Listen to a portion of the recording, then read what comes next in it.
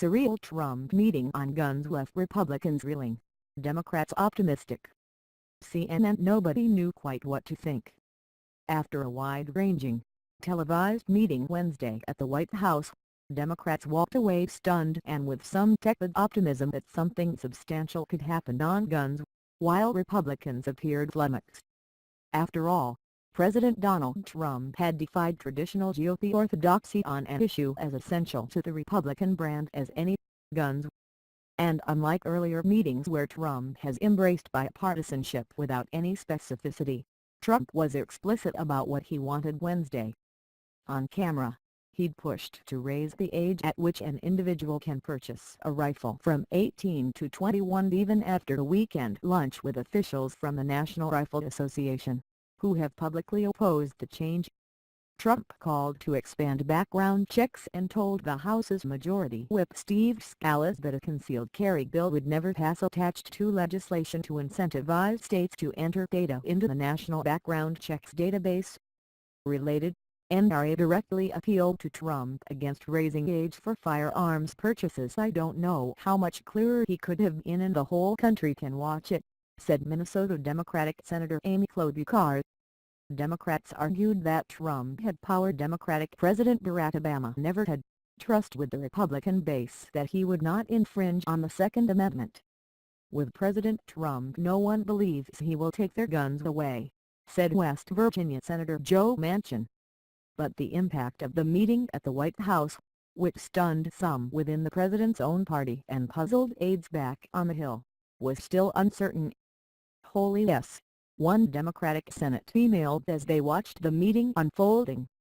"I don't know, man," another Democratic Senate aide said. "We'll see what happens, I guess."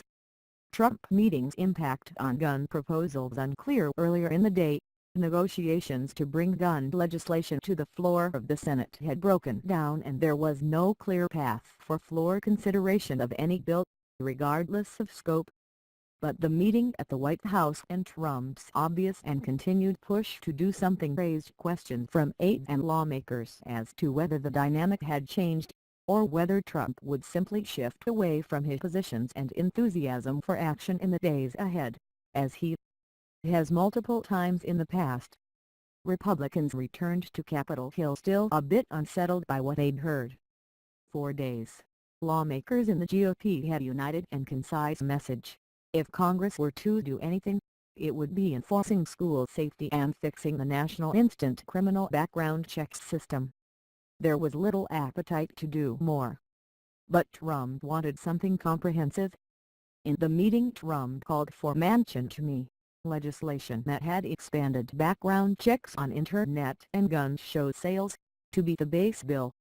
As lawmakers brainstormed ideas around the table, Trump encouraged many of them to be added to the background check bill. Senator Marco Rubio, the Republican from Florida, was skeptical comprehensive could work.